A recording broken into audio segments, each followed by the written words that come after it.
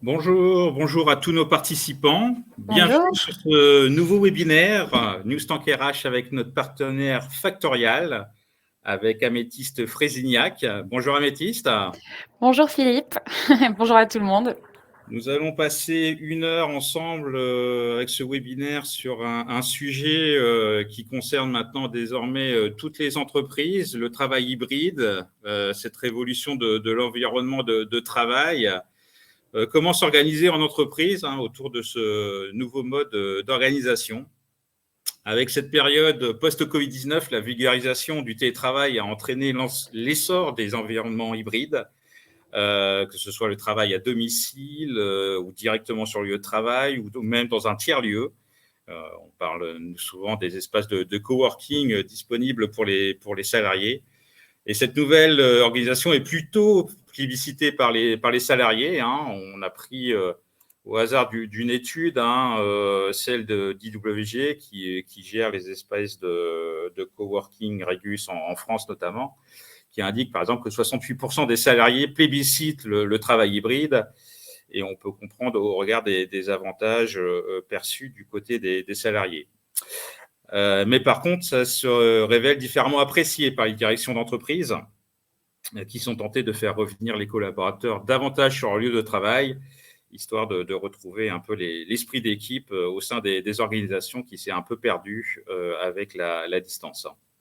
Alors forcément, cette nouvelle configuration représente aussi un défi pour les managers qui doivent encadrer les équipes de manière différente.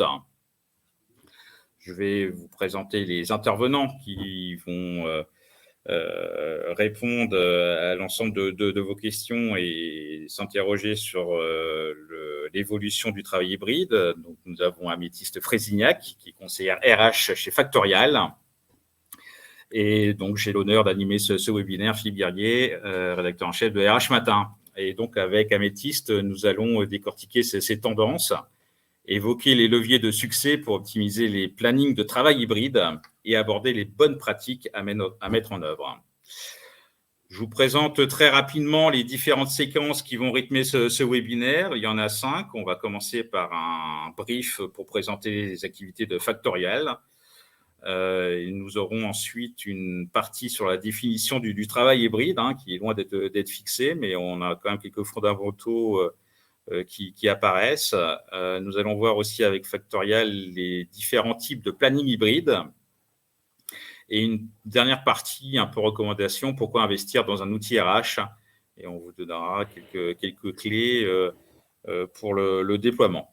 On va essayer de se réserver une petite partie à la fin de webinaire d'une session questions-réponses avec l'ensemble de nos participants. Je rappelle à tous les participants que vous pouvez poser des questions tout au long du webinaire dans l'espace chat qui vous est dédié. Donc, n'hésitez pas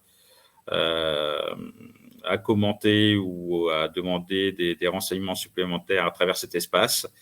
Et je rappelle d'ores et déjà que ce replay, le replay du webinaire sera disponible via RH Matin. Je vous propose de rentrer dans le vif du sujet avec une courte présentation des activités de Factorial. Je vais laisser la parole à Améthyste sur cette partie-là qui va nous présenter la configuration de Factorial et l'ensemble de ses activités. Améthyste, je te laisse la main. Super, merci beaucoup Philippe. Oui, alors peut-être pour commencer, une petite présentation de ce que c'est Factorial. Factorial, c'est toute une aventure qui a commencé en 2016 quand Pao, Bernat et Jordi, qui sont les fondateurs, se sont rendus compte de tout le temps qu'ils passaient sur les activités RH, les tâches admin qui peuvent être très chronophages. Par rapport à la gestion de leurs équipes, le suivi du temps, valider des congés, toutes ces choses-là. Eux, ils étaient convaincus qu'il y avait une façon beaucoup plus efficace de le faire. Et donc, est arrivée l'idée de Factorial, un outil qui permet d'automatiser les process RH et aussi de collecter toutes les informations, toutes les données qui sont liées au RH et qui sont liées à l'entreprise pour ensuite pouvoir les utiliser, prendre des décisions stratégiques pour la direction, pour le bien-être de l'entreprise. Factorial, aujourd'hui, c'est une licorne, donc c'est une entreprise qui a grandi énormément. Aujourd'hui, on est donc dans notre secteur l'une des entreprises qui a le plus fort potentiel et on accompagne des milliers d'entreprises partout dans le monde.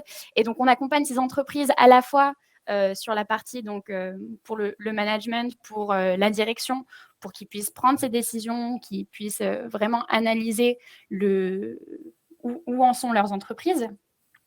Mais c'est aussi pour les RH, évidemment.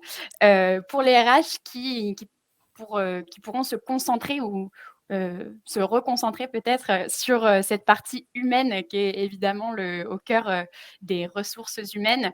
Mais de temps en temps, on peut se perdre un petit peu quand on a tellement de tâches administratives à faire à longueur de journée. Ce côté humain, on est obligé de le mettre de côté. Donc l'idée, c'est vraiment de pouvoir se refocaliser sur ça.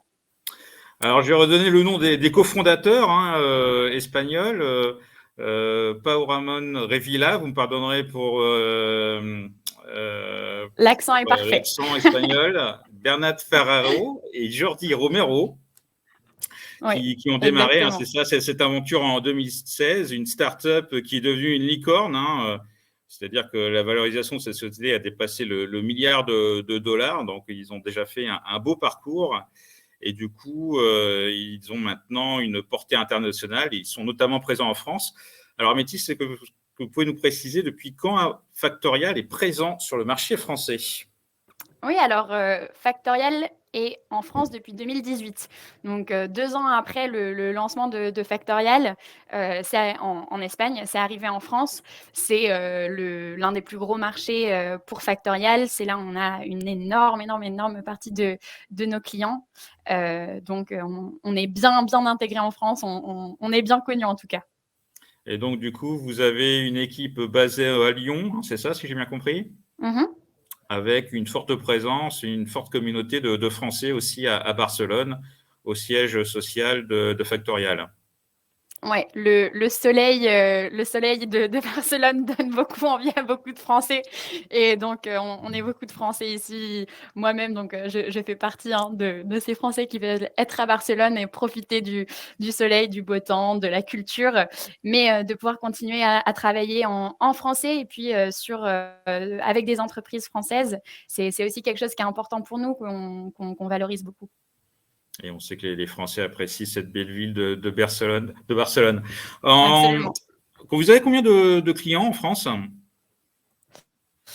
Alors en France, on en a plus de 1000. Ouais, on Et en a. avec Je quel sais que profil? alors, on a des clients dans tous les secteurs. Vraiment, on a le petit boulanger du coin, on a des grosses entreprises tech, on a des startups, on a des coiffeurs, on a vraiment. En fait, Factorial, c'est un outil qui est très personnalisable. L'idée de Factorial, c'est que ça puisse s'adapter à toutes les entreprises. Donc, on n'a pas vraiment de limitation en termes du secteur, en termes du type de client qu'on va avoir. Justement, l'idée, c'est qu'on puisse travailler avec tout le monde. Toutes les entreprises vont avoir, en fonction de leur secteur, des enjeux différents, des problématiques différentes. Et nous, on veut pouvoir répondre et accompagner n'importe quelle entreprise sur toutes ces problématiques RH. Bon, et du coup, c'est plutôt quand même le segment des entreprises de type PME et ETI que vous accompagnez, c'est bien ça? Ouais, c'est surtout en fait, c'est sur ça qu'on s'est lancé, je dirais, et donc effectivement, ça reste quand même notre plus grande base de clients, mais on a de plus en plus, de plus grosses entreprises. Forcément, nous-mêmes, on a énormément grandi très rapidement, donc on connaît aussi les enjeux, les problématiques que peuvent avoir des entreprises qui grandissent et des entreprises qui sont très grandes. Nous-mêmes, on est 1000 collaborateurs aujourd'hui sur plein de bureaux différents, sur des pays différents, des continents différents. Donc, à travers notre propre expérience, on apprend aussi à accompagner des entreprises qui sont dans des situations et qui ont des modèles, des structures et une taille similaire. D'accord. Et alors, du coup, comment vous distribuez votre... Alors, c'est une plateforme SaaS, mais comment vous distribuez cette solution en France? Vous avez des partenaires stratégiques sur lesquels vous appuyez? Vous faites de la vente en direct auprès des entreprises? Alors, c'est surtout justement en ligne. Donc, entre autres, ce sont des choses dont on va parler, hein. En travail hybride, ça a vraiment, boosté toutes les possibilités de travailler, à distance. La plupart de notre travail, on le fait à distance, comme ça. On organise des visios, des rendez-vous. On va pouvoir montrer, notre plateforme, parler avec des entreprises, les comprendre. On a de temps en temps des collaborateurs qui se rendent sur place pour aller rencontrer des clients ou des prospects. Quand c'est possible, on aime bien faire ça aussi. C'est vrai que c'est toujours bien de pouvoir avoir un petit mélange de tout ça.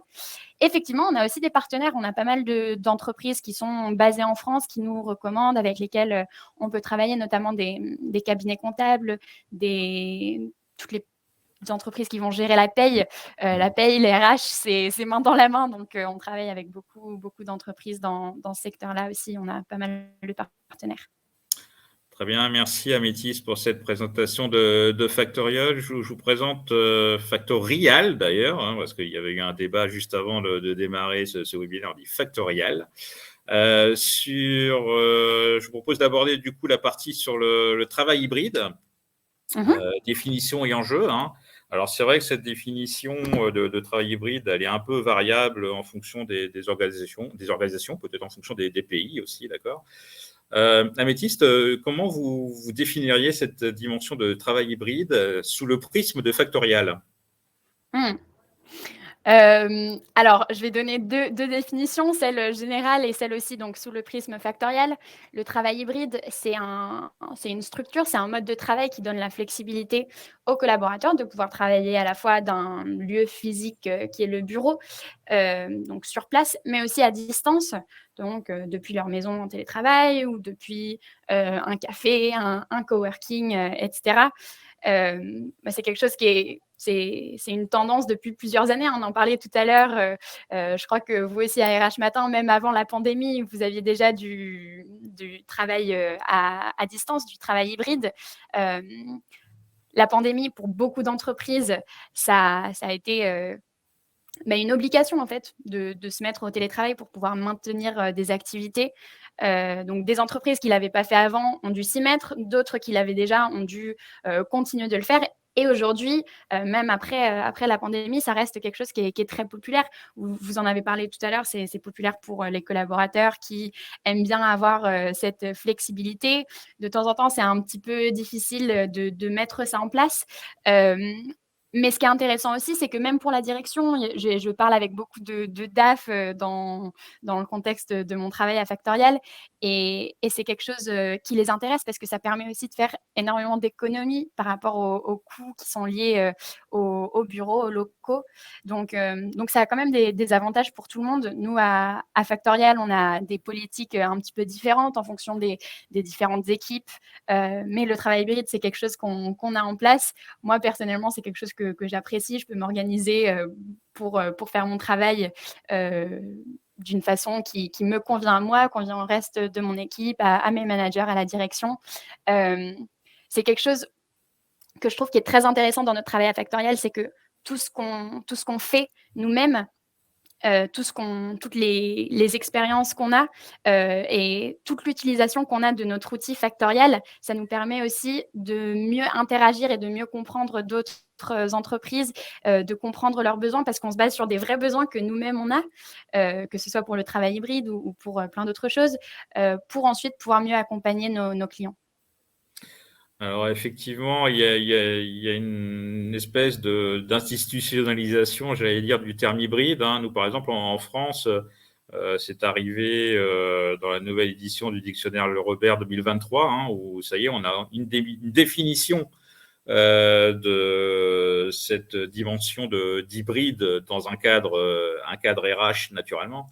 Le Robert définit cela comme une activité qui se déroule en partie à distance et en partie en présentiel, dont certains participants sont à distance et d'autres en présentiel. C'est un peu redondant, mais ça concerne naturellement les cours, les formations hybrides, les réunions, les conférences hybrides, et naturellement, ça concerne aussi les organisations de travail. Ça a aussi une dimension juridique, hein, parce que ça a des implications dans l'organisation du travail et dans la vie des salariés. Et donc, du coup, il y a aussi effectivement les avocats qui regardent l'essor du déploiement du travail hybride avec une grande attention. Oui, complètement. Par Ben, exemple, justement, c'est oui, Améthyste, ouais. vous travaillez, c'est ça, avec, enfin, Factorial travaille avec une avocate, c'est ça, qui se concentre sur ce sujet notamment? Oui, non, hein, c'est un cabinet, mais effectivement, c'est donc une de nos clientes, madame Xavier-Pluyette, on a pris une de ses citations. Je pense que c'est intéressant, parce que ça soulève un des enjeux qui est, l'importance de l'organisation. Je vais lire la citation, hein, tout le monde peut la lire, mais comme ça on l'entend ensemble. Ouais. Du point de vue du télétravail, il existe une réelle responsabilité de l'employeur dans la mise en place de ces nouvelles modalités de travail, puisqu'il a une obligation de s'assurer que le télétravail est accepté et que ces modalités sont bien comprises. Euh, Oui, parce qu'il faut quand même quelque part institutionnaliser ce mode d'organisation au sein des entreprises, hein. Ça a des implications de gestion, d'organisation qui sont non négligeables. mhm, Et naturellement, Factorial, avec son outil SIRH, aide les employeurs dans cette tâche pour faciliter ce mode d'organisation de travail en hybride. Alors, ouais, évidemment. naturellement, ça a une réelle implication d'un point de vue responsabilité juridique, mais aussi organisationnel en termes de productivité. Mhm, Donc, naturellement, les employeurs vont garder ceci avec une grande attention parce qu'on peut imaginer que c'est parfois compliqué de travailler davantage à distance plutôt que d'avoir les collaborateurs dans les bureaux. Et c'est vrai qu'on voit régulièrement quand même la tentation des employeurs d'inciter leurs salariés à revenir dans les bureaux, hein. J'entends mhm, régulièrement des grands dirigeants de groupes numériques américains. J'ai en tête IBM il y a encore peu de temps, mais c'était aussi le cas pour Elon Musk avec Twitter, pour faire revenir tous les collaborateurs dans les sièges sociaux. Donc, ouais, je pense que c'est vrai qu'il y a évidemment des risques avec le travail hybride. Si c'est pas bien mis en place, si c'est pas très bien organisé, hem, forcément il y aura pas de succès, ça va pas bien fonctionner. D'où l'importance, de prendre le temps, de dire: «OK, comment est-ce qu'on va organiser ça? Qu'est-ce qu'on va autoriser? Qu'est-ce qui a du sens pour nous, pour notre entreprise, pour nos collaborateurs?» Si on prend pas en compte, toutes ces différentes choses, effectivement, ça peut avoir des conséquences négatives, et je pense que les entreprises qui, ont tendance à vouloir, faire revenir leurs collaborateurs ont peut-être eu cette expérience-là. Heu et l'idée de ce webinaire, c'est donc, entre autres, de parler de ces enjeux, d'être sûr qu'on va pas faire ces erreurs-là pour pouvoir, vraiment, hem, mettre en place un travail hybride qui va permettre, le succès, et on va vraiment juste prendre les côtés positifs, du travail hybride, donc de pouvoir être, sur place, mais aussi, être à distance, à la maison, et cetera, et on va alors, parler on va justement. justement dérouler hein, l'ensemble des Ouais. principaux enjeux hein, de l'organisation du travail hybride. Je commence par le premier point sur l'organisation du temps de travail. Alors, comment ça se passe dans un environnement de travail hybride? Bah, justement, en fonction des différents secteurs, des différentes entreprises, ça va être complètement différent. Le travail hybride, c'est possible pour n'importe quelle entreprise, mais sous une structure différente. C'est important de réfléchir, au type de tâches qu'on va avoir, au type, si on a des périodes creuses, des périodes hautes. Toutes ces choses-là, ça affecte, quels enjeux, on va avoir quand on met en place le travail hybride. Moi, j'ai noté 4 enjeux différents. On peut regarder chacun d'entre eux et voir ensuite comment ils vont, venir impacter le type, de planning et d'organisation du travail qu'on va vouloir mettre en place pour que ça ait du sens pour tout le monde. Ouais. Alors, je passe la slide suivante. C'est ça l'enjeu numéro 1. Super, ouais. Donc, l'enjeu numéro 1, maximiser l'efficacité et la concentration des employés. Tout à l'heure, quand on parlait de vouloir ramener tous les collaborateurs au bureau, je pense qu'une des peurs, c'est de ne pas avoir ce contrôle, ne pas avoir la visibilité directe sur ce que font nos collaborateurs s'ils ne sont pas sur place. Bien que beaucoup d'entreprises, même en ayant leurs collaborateurs sur place, ont quand même peur de ce manque de contrôle et n'ont pas forcément les moyens et les meilleures solutions pour s'assurer que tout est fait exactement comme ils le souhaiteraient. Je pense que beaucoup d'entreprises qui mettent en place le travail hybride, justement, réfléchissent un petit peu plus à ça. Quelles sont des façons de s'organiser pour être sûr que les collaborateurs vont être bien concentrés, le travail va être efficace. Il y a plein de choses qu'on peut mettre en place, d'organiser, par exemple, de se planifier des créneaux qui sont dédiés à une certaine tâche, un certain type d'activité, se planifier des tranches horaires pour des réunions. Toutes ces choses-là, toute cette organisation de ma journée, c'est quelque chose qu'on peut faire en amont pour éviter la procrastination, pour être sûr qu'on tire profit complètement de cette possibilité de travailler à distance. Donc ça, c'est l'enjeu numéro 1. Deuxième enjeu, qui est quand même très important, parce qu'on sent tout de suite la différence avec l'organisation du travail hybride, c'est cet équilibre entre la vie professionnelle et la vie privée. Ouais. Je trouve que cet enjeu-là, il est super intéressant parce que moi, j'y vois 2 volets. J'y vois d'un côté, l'avantage d'avoir cette flexibilité. Donc, c'est génial de pouvoir savoir quels sont moi mes besoins, quelles sont mes contraintes, et de pouvoir lier ma vie personnelle et ma vie professionnelle pour répondre au mieux à mes besoins, à ce que j'ai prévu, etc. Mais c'est vrai qu'il y a cet autre côté qui peut de temps en temps faire un petit peu peur de se dire où est la limite. Comment est-ce que je me déconnecte du travail? Est-ce qu'on va pas faire des heures supplémentaires parce que justement on est à la maison, on réfléchit pas trop, on se rend pas vraiment compte. C'est vraiment un risque, c'est quelque chose qui peut se produire énormément et donc c'est très important de savoir faire la distinction et faire la séparation entre la vie personnelle et la vie professionnelle.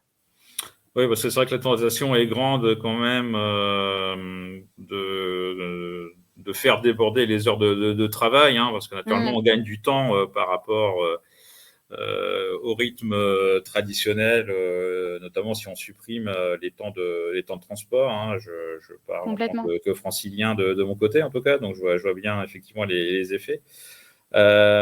Mais c'est vrai aussi qu'il faut trouver des curseurs pour préserver cet équilibre entre vie professionnelle et vie privée, ce qui n'est pas forcément évident dans un cadre de travail à domicile. Alors, j'avais une petite question à te poser, Améthyste, sur en France, on a ce qu'on appelle un droit de déconnexion, c'est-à-dire qu'à partir d'une certaine heure, nos managers ne peuvent plus nous contacter pour des requêtes professionnelles. Est-ce qu'en Espagne, ça existe, ce droit de déconnexion? C'est une très bonne question. Il me semble que oui. Je pense que ça doit être aussi. L'Espagne, c'est quand même bien connu pour être un pays où on aime bien la vie en dehors du travail, on valorise ça énormément. Donc oui, bien sûr, il y a aussi cet aspect-là de on déconnecte du travail et puis on passe à autre chose. Il y a beaucoup d'entreprises, et Factorial, ça fait partie de ces entreprises où il y a une super culture, tout le monde s'entend très bien, donc on sort du travail et puis on reste avec nos collègues puisque ça devient des amis. Mais c'est vrai qu'il y a toujours cette importance de on ne parle plus du travail, on a terminé, pour vraiment faire cette distinction, cette coupure et pas se retrouver à jusqu'à la fin de la journée, en dehors du travail, quand on est au resto avec ses amis, collègues, à continuer de parler travail. Et par culture professionnelle, quand même, en Espagne, on commence à travailler beaucoup plus tôt le matin, c'est ça, mais par contre, on finit plus tôt l'après-midi. Alors ça dépend des entreprises. Oui. Ça dépend des entreprises. Nous, c'est vrai que moi, personnellement, je travaille avec, des Français, donc on est complètement adapté au rythme français.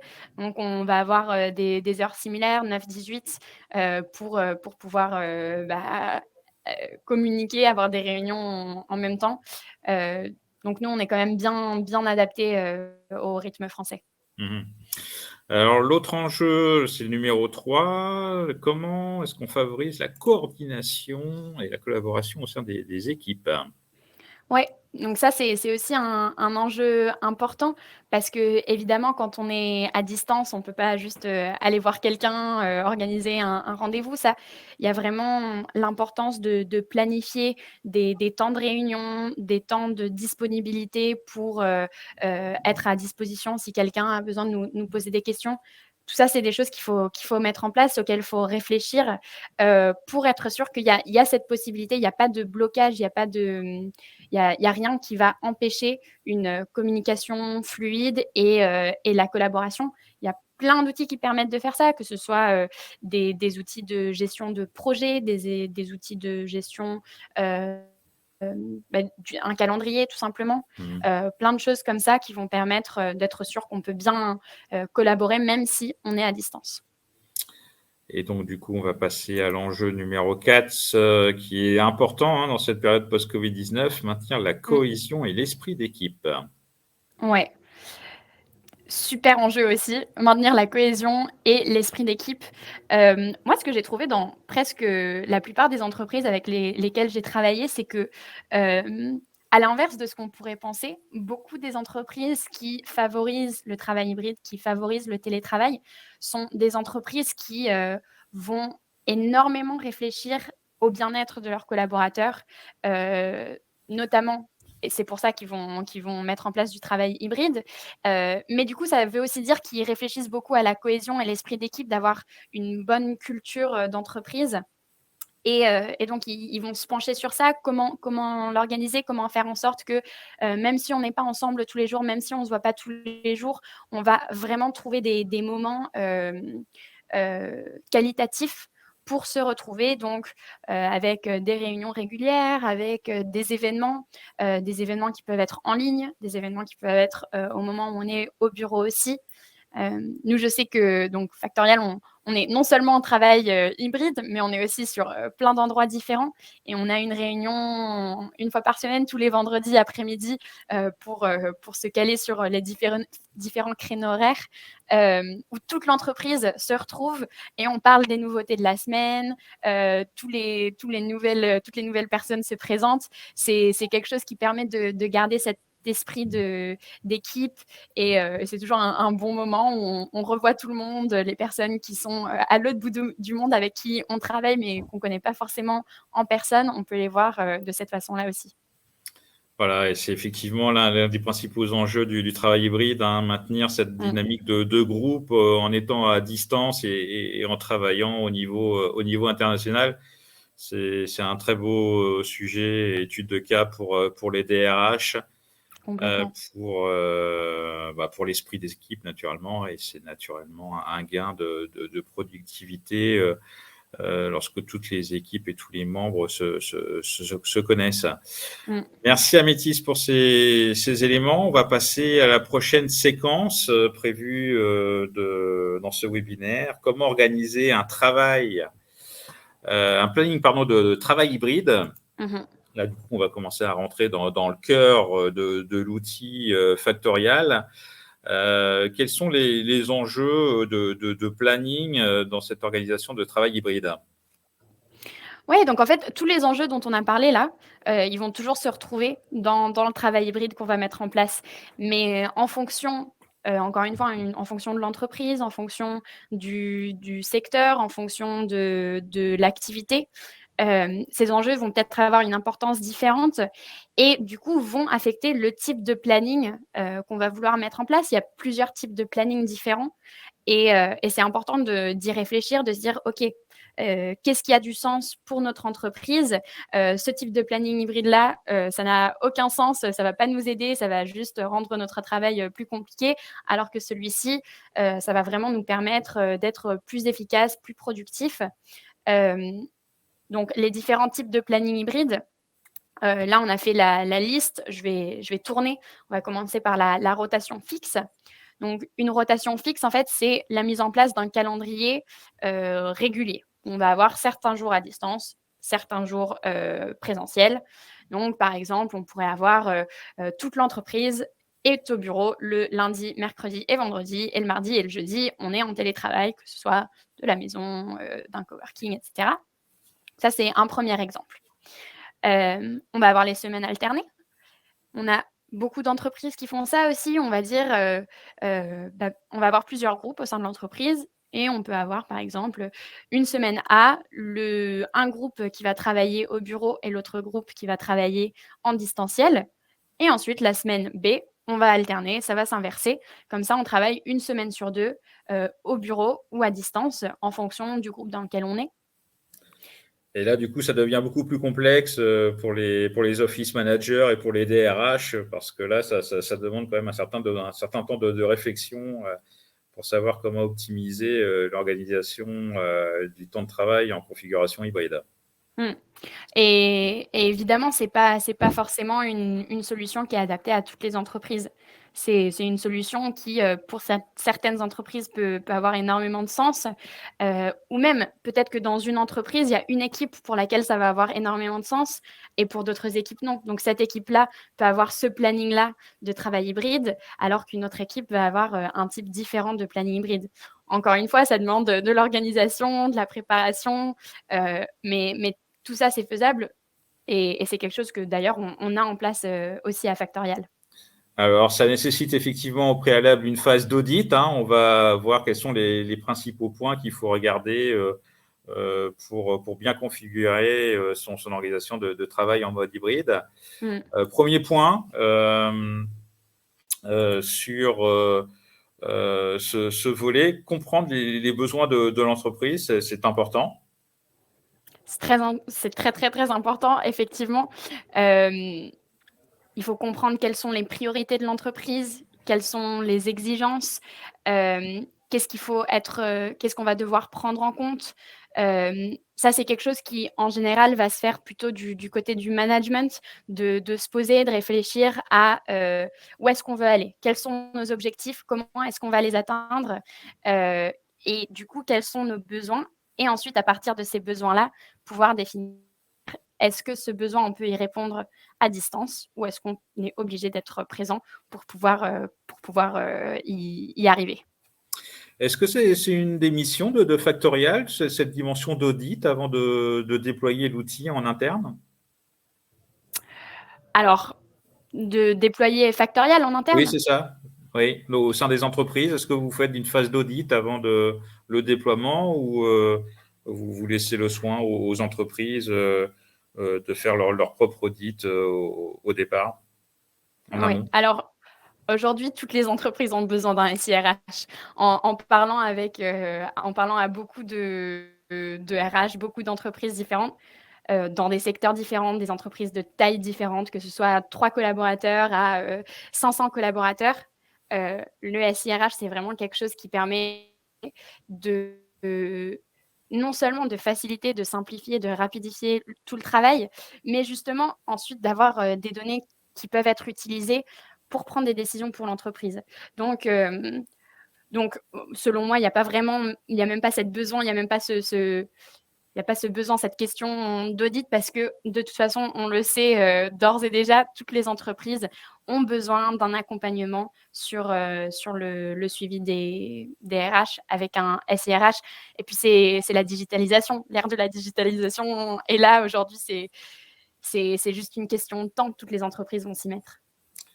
Effectivement, on est en période d'accélération de la fonction RH et plus globalement de la transformation digitale des entreprises. Donc ça, comprendre les besoins de l'entreprise, premier point. Deuxième point, analyser les tâches et les rôles. Mmh. Alors ça consiste en quoi, là, concrètement? Oui, donc concrètement, ben, Concrètement, moi, par exemple, j'ai mes tâches, j'en ai qui vont être d'avoir des réunions en visio avec, mes clients. J'en ai d'autres qui vont être d'avoir des réunions avec, mes collègues. J'en ai d'autres qui sont du travail admin. Donc j'analyse toutes mes tâches, je réfléchis aux différentes choses que je dois faire et je me dis: «Bon, bah, toute cette partie admin, tout ce travail admin, j'ai pas vraiment besoin d'être au bureau pour le faire». Ça, ce sont des choses où je peux m'organiser pour me dire: «C'est des choses que je vais faire, les jours où je travaille à la maison». Les réunions avec mes collègues, j'aime bien les voir, j'aime bien être avec eux, donc je vais essayer de m'organiser pour pouvoir être au bureau les jours où j'ai ce genre de réunion. Donc au niveau des tâches, c'est ça, c'est de définir quelles sont mes tâches, qu'est-ce que je fais au jour le jour et qu'est-ce qui nécessite ma présence au bureau, qu'est-ce qui ne le nécessite pas. Mmh. Et pour les rôles, c'est la même chose. Il y a certains rôles, il y a certains emplois où on a l'obligation d'être sur place, on a l'obligation d'être sur place certains jours et donc de réfléchir à ça, c'est important aussi pour pouvoir mettre en place, un bon système de planning de travail hybride pour, pour pouvoir, bien remplir mon rôle, bien faire toutes mes tâches, au mieux. Alors, on va voir comment ça se concrétise, hein, concrètement, toutes ces dimensions sur la plateforme, Factorial. Quel type d'éléments ou de modules vous fournissez, Mmh. pour répondre à ces enjeux d'audit, de la situation? Ouais, on a un super outil qui est celui de reporting et d'analyse. Hem, c'est un outil qui va permettre de prendre toutes les données qui ont été ajoutées sur la plateforme. Notamment, on pourra ajouter donc, les tâches, les projets sur lesquels on travaille. On va pouvoir ajouter tout le télétravail qu'on fait, les jours de télétravail. Et à partir de ces données qui sont ajoutées sur la plateforme, on va pouvoir générer des tableaux, des rapports, des graphiques qui vont nous donner des informations sur, par exemple, l'évolution du télétravail sur, une année, par exemple. Est-ce qu'il y a certains mois où il y en a plus que d'autres? Est-ce qu'il y a certaines équipes où il y a plus de télétravail que d'autres? Quelles sont mes tâches à moi? Quelles sont les tâches, que je fais le plus? Quels sont les projets sur lesquels je travaille? Quels sont les projets sur lesquels j'ai le plus travaillé, où j'étais plus au bureau, où j'étais plus à la maison? En fait, c'est vraiment ce module de reporting, c'est vraiment une source, incroyable d'informations qui va permettre, aux collaborateurs même, mais aussi pour, la direction, le management, de prendre des décisions et de décider qu'est-ce qui a du sens, quelles sont les tâches qui doivent être faites, plutôt au bureau, quels sont les rôles. Est-ce que si je suis manager, je vais plutôt être plus souvent au bureau que si je fais partie de l'équipe de mon manager? Toutes ces choses-là, c'est des choses qu'on peut retrouver dans ce module. Et alors du coup, ce sont des tableaux de bord dynamiques, hein, que vous fournissez à vos clients. Mmh. Mais ces données, elles proviennent d'où? Comment on les intègre sur la plateforme Factorial et comment, du coup, les DRH ou les managers peuvent exploiter cette plateforme pour leurs besoins? C'est justement ça qui est beau, c'est que les données qui sont ajoutées dans Factorial, elles sont ajoutées heu, au jour le jour dans la vie du collaborateur. Un collaborateur, il va venir, dire bon, bah, par exemple, un collaborateur qui a un planning, de travail hybride, flexible et personnalisé, qui peut décider quel jour il va être en télétravail ou pas. Il va directement l'ajouter sur la plateforme depuis son application, super simple, j'ajoute, je le mets sur l'application et ça y est. Les RH n'ont pas besoin de faire une manipulation en plus puisque ce sont des données qui sont justement ajoutées dans la plateforme. C'est pour ça qu'on a cet outil de reporting parce qu'on s'est rendu compte qu'on a toutes ces données qui sont déjà centralisées sur un même outil. Donc pourquoi pas en faire quelque chose pour que ça ait une utilité au-delà de juste, faciliter le travail, mais aussi pour pouvoir ensuite regarder les chiffres, regarder, les tendances et se rendre compte de ce qu'on peut faire, ce qu'on peut pas faire, ce qui a du sens ou pas. Mmh. Merci Améthyste pour ces précisions. On va continuer le défilé des slides sur les différents enjeux de planning de travail. On en a déjà abordé deux. On va passer au numéro 3 sur l'identification des exigences de collaboration. Alors ça veut dire quoi concrètement? Donc ça, ce que ça veut dire, c'est, quand est-ce qu'une collaboration entre, collègues nécessite d'être sur place et quand est-ce qu'on n'a pas forcément besoin d'être sur place. Par exemple, est-ce qu'on a des réunions d'équipe où c'est une réunion d'équipe, c'est une formation sur un outil digital.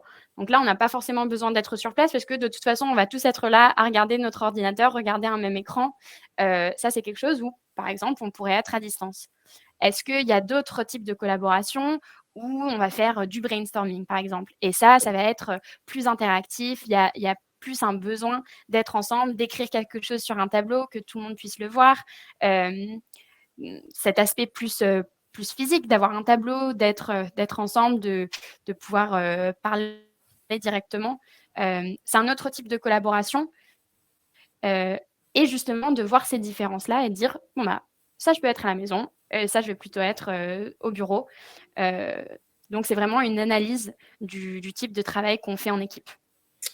Voilà, et donc du coup, cette analyse ne vaut que si les employés jouent le jeu quelque part. Il faut les impliquer, les inciter à utiliser l'outil. Et donc du coup, comment Factorial facilite l'usage de sa plateforme?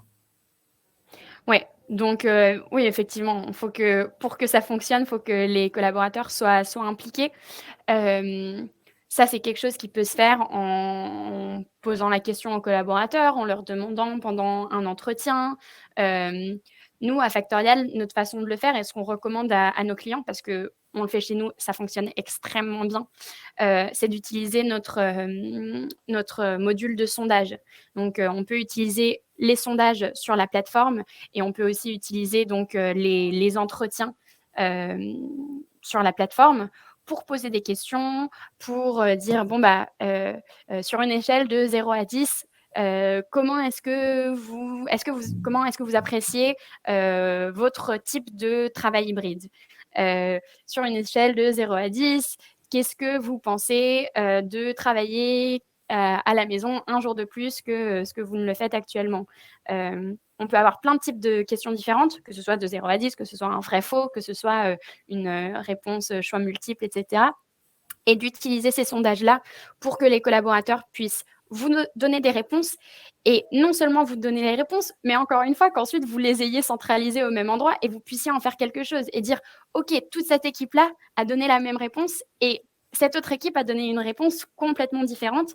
C'est pas quelque chose qu'on aurait forcément si on faisait juste si on se parlait juste directement. Là, l'idée, c'est vraiment d'avoir ces informations sur l'outil pour pouvoir les utiliser au mieux. Oui, donc il faut effectivement engager des discussions de manière très, très interactive. C'est ce que vous proposez à Mmh. travers ces modules d'enquête et de sondage. Donc du Ouais, coup, ces enquêtes sont totalement personnalisables, hein. On peut choisir les questions et les réponses qu'on veut exact. mettre en avant. Et donc du coup, ces données peuvent être exploitées ensuite par les équipes RH pour peaufiner l'organisation et les plannings. Ouais, exactement.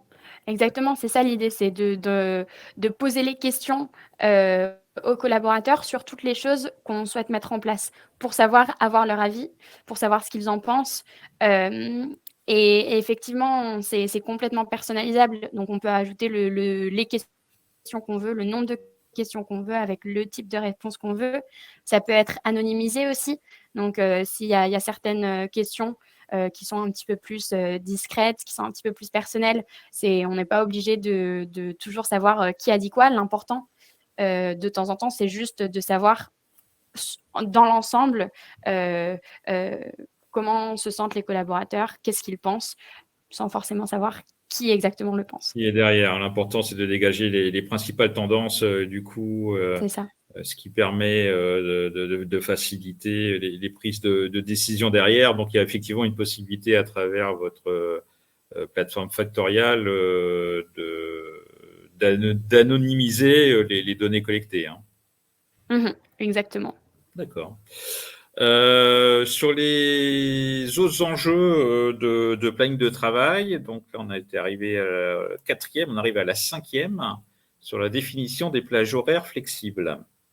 Alors, Mhm. jusqu'où c'est flexible, justement? Et ben, c'est aux entreprises de décider. Mais encore une fois, il y a énormément de possibilités de flexibilité. Donc, on peut mettre en place un planning très précis. On va dire, on est censé arriver à une certaine heure, on est censé repartir à une certaine heure. Donc, je dis arriver, repartir, c'est du bureau ou c'est au travail, hein, même c'est à sa chaise dans sa cuisine si on est en télétravail. Mais on peut aussi donner beaucoup plus de flexibilité. Nous, on a une possibilité, par exemple, c'est ce qu'on appelle une tolérance, de donner une tranche horaire à laquelle on peut arriver et à laquelle on peut repartir. Donc, tant qu'on fait le nombre d'heures qu'on est censé faire, on peut arriver 1 heure avant, 1 heure après, repartir 1 heure avant, 1 heure après, peu importe. L'essentiel, c'est de faire son travail. Donc, il y a cette flexibilité-là aussi. Et on peut carrément dire que chacun peut travailler les heures qu'ils veulent aussi, tant qu'ils font les heures qu'ils sont censés faire, ou alors qu'ils font le travail qu'ils sont censés faire, quel que soit le nombre d'heures qu'ils y passent.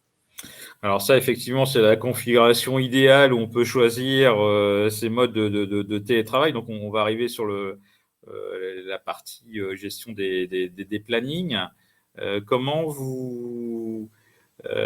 Quel type de fonctionnalité vous proposez justement sur la plateforme Factorial sur cette gestion des plannings? C'est quelque chose qu'on a vraiment énormément développé, justement parce qu'on a des entreprises qui sont dans plein de secteurs différents et qui ont donc des besoins complètement différents. On a plein d'options.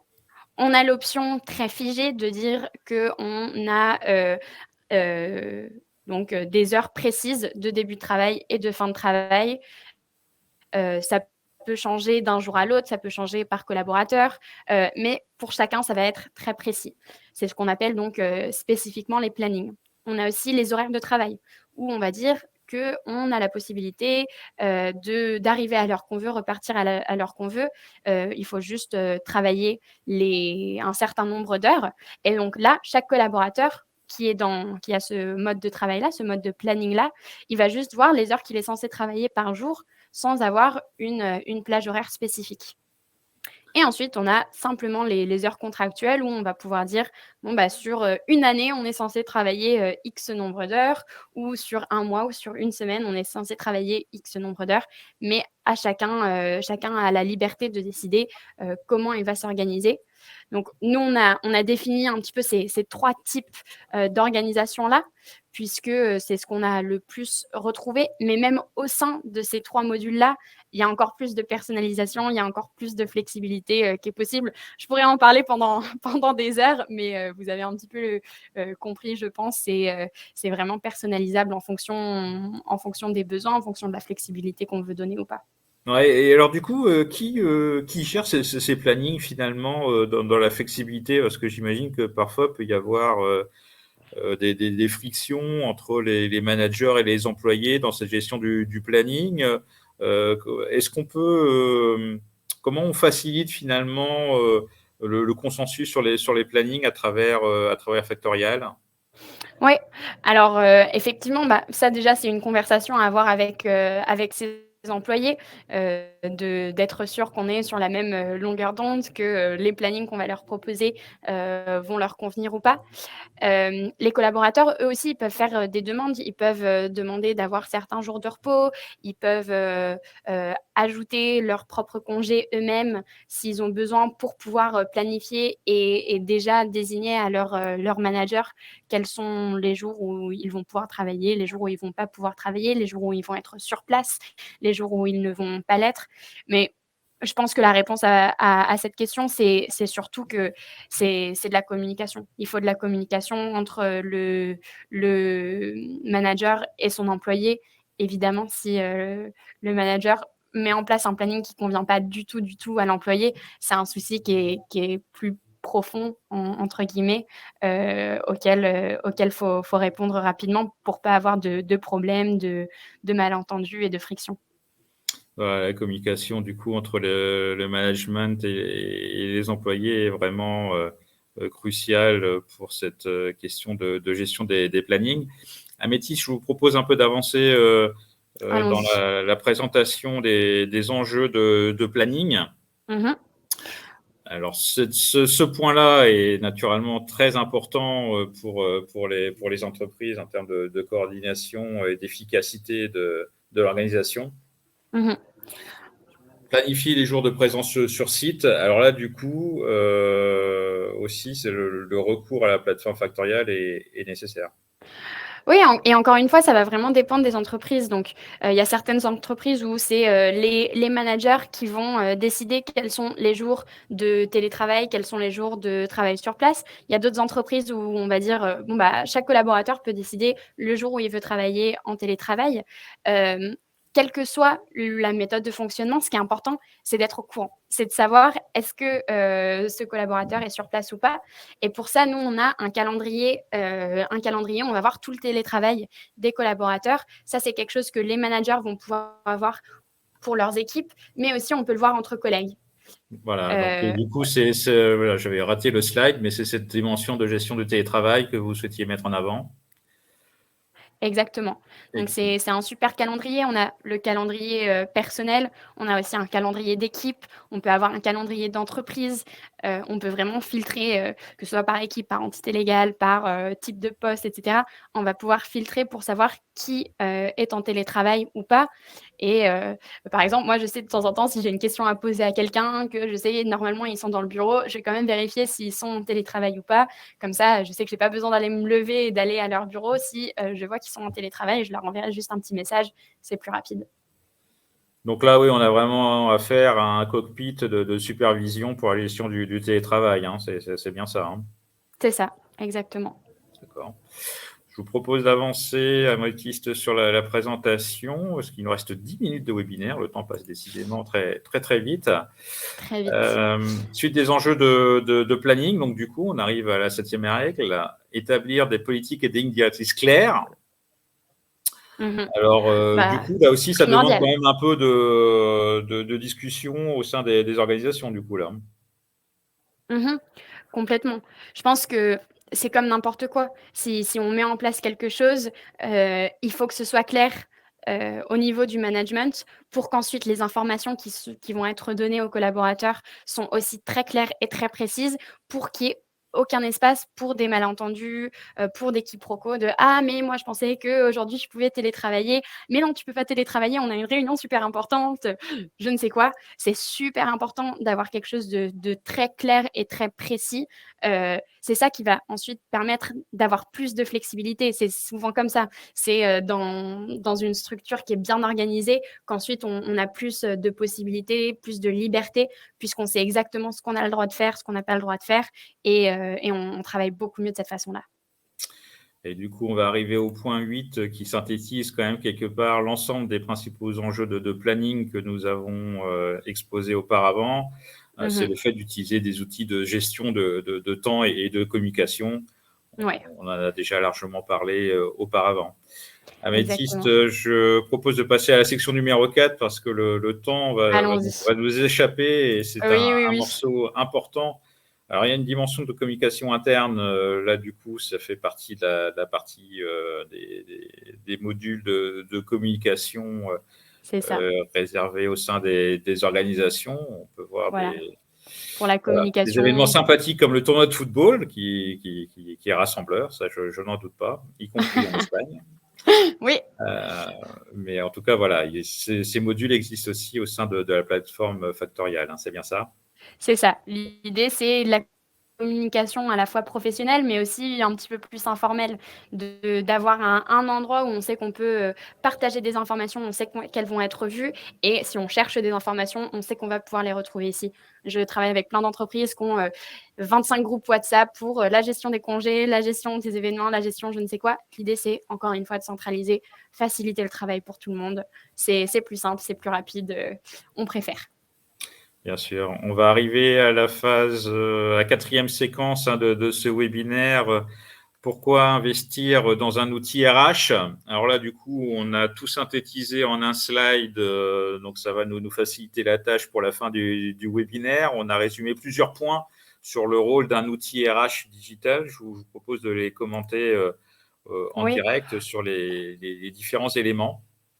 Je ne vais pas non plus rentrer dans trop de détails, hein, il ne nous reste pas beaucoup de temps, et puis je pense qu'on en a déjà parlé Ouais, tout à énormément fait, oui. de l'outil, l'utilité de l'outil RH. Il y a tellement, tellement de points sur lesquels ça va pouvoir aider en termes d'automatisation, centralisation, digitalisation, etc. L'idée, c'est à travers tout ça, ensuite d'avoir des informations qui sont facilement collectées pour les utiliser, pour pouvoir prendre des décisions pour l'entreprise, que ce soit pour la mise en place du travail hybride ou pour d'autres choses qui sont importantes dans l'entreprise. Et, euh, et justement, de pouvoir faire ça partout et tout le temps, puisque c'est un outil digital, donc qu'on soit à la maison, qu'on soit au bureau, qu'on soit en vacances. Bon, si on est en vacances, on va peut-être éviter de travailler et utiliser des outils de travail, mais même qu'on soit à distance, on pourra l'utiliser et en tirer profit. Oui, donc c'est vraiment une plateforme très, très modulaire, hein, si on peut synthétiser l'approche de Factorial, c'est vraiment l'outil central, hein, de gestion RH pour les entreprises. Mais on peut affiner les approches en fonction des tâches et des rôles au sein des entreprises, hein. Mmh. Et donc, Exactement. du coup, les entreprises peuvent choisir les modules qui les intéressent au sein de la plateforme Factorial, c'est ça? C'est ça. On a plein d'options différentes, mais l'idée, c'est que, les entreprises n'utilisent que ce dont elles ont besoin. On va pas demander, enfin, on va pas obliger des entreprises à prendre, l'intégralité de plein de modules qu'ils vont pas utiliser. L'idée, c'est vraiment qu'est-ce qui quels sont vos besoins? Comment est-ce qu'on peut y répondre? Et comment est-ce qu'on va pouvoir vous accompagner, vous aider? Voilà, ce sont les points principaux qu'on voulait signaler pour ce webinaire en présentant les enjeux des environnements de travail hybride et puis les enjeux de planning qui sont associés. On a fait le tour des points qu'on voulait mettre en avant à l'occasion de ce webinaire. Il nous reste encore quelques minutes pour discuter ensemble avec Factorial sur des sujets. Vous avez aussi une possibilité de scanner un QR code pour avoir davantage d'éléments sur Factorial. Donc n'hésitez pas. Je rappelle aussi à cette occasion que ce webinaire sera disponible en replay sur RH Matin très, très prochainement. Amétis, il nous reste encore quelques minutes pour discuter un peu plus tranquillement. Je regardais s'il y avait des discussions qui étaient apparues sur l'espace de chat. C'est pas le cas, mais du coup, j'avais quelques questions en complément quand même pour Factorial. Et certainement une question qui va intéresser les participants. Si jamais on adopte la plateforme Factorial dans son entreprise, il faut compter combien de temps en termes de déploiement? Mmh. Super question. Ça dépend énormément. Ça dépend des modules qu'on va mettre en place. Ça va dépendre de l'entreprise, enfin de la taille de l'entreprise. Hem, j'ai été d'ailleurs, moi, quand je suis arrivée à Factorial, j'étais, chargée de formation. Donc, je j'ai fait l'expérience avec beaucoup d'entreprises différentes et ce que je peux dire, c'est qu'en général, ça va surtout dépendre de l'investissement que les administrateurs sont prêts à mettre, dans la mise en place du SIRH. Est-ce qu'ils sont prêts à investir 1 heure, 2 heures, 3 heures par semaine? Est-ce qu'ils vont faire 1 heure de travail une semaine et puis ensuite oublier, ne pas le faire pendant 3 semaines? C'est surtout de ça que ça dépend. Euh, c'est quand même un outil qui est très, très simple d'utilisation, qui est très l'ergonomie est très bonne, c'est très intuitif. Donc, c'est pas compliqué à mettre en place. C'est juste que, tout ce qui est RH, tout ce qui est paye sont des sujets très sensibles. Donc nous, on travaille quand même énormément sur, cette, mise en place, ce paramétrage pour être sûr que tout est correct, tous les détails sont bien ajoutés pour qu'ensuite ça roule, ça coule, parfaitement dans l'utilisation de la plateforme. Ouais, parce que j'imagine que dans l'approche de Factorial, vous avez fourni beaucoup d'efforts pour simplifier la tâche des entreprises qui ont des profils plutôt de PME, hein, si j'ai bien saisi. Ouais, Du coup, pour que ce soit facile en termes d'usage et du coup, en mettant à disposition des modules plutôt standardisés sans qu'il y ait exactement. besoin d'une configuration très, très détaillé, très spécifique, très granularisé de la plateforme. Exactement. C'est beaucoup des entreprises avec lesquelles on travaille, c'est une personne en RH qui se charge de millions de choses. Donc, l'idée, c'est de ne pas leur donner un outil en plus qui va être compliqué à utiliser, qui va leur prendre beaucoup de temps à mettre en place. C'est de leur donner un outil qui va être facilement mis en place, qu'ils pourront utiliser pour alléger leur charge de travail. Et au niveau des usages, Améthyste, et du coup, ce sera ma dernière question. Donc, j'imagine naturellement que l'application est disponible via les ordinateurs, via les terminaux numériques. Mais est-ce qu'il y a une application mobile pour les employés pour Ouais. utiliser Factorial? Oui, oui, oui, oui. On a une application mobile qui est super d'ailleurs, que moi j'utilise tout le temps pour faire des demandes de congés, pour rechercher mes documents. Je viens d'emménager dans un nouvel appartement. Il fallait que je trouve mes contrats, mes fiches de paye, etc. Et tout est directement sur l'application, c'est super pratique. Donc oui, sur l'ordinateur, sur le téléphone, avec l'application mobile, c'est aussi possible. Ça marche. Merci beaucoup, Améthyste Frésignac. Je rappelle, vous êtes conseillère RH pour Factorial. Merci beaucoup pour ce webinaire. Merci pour toutes ces Merci à vous. explications.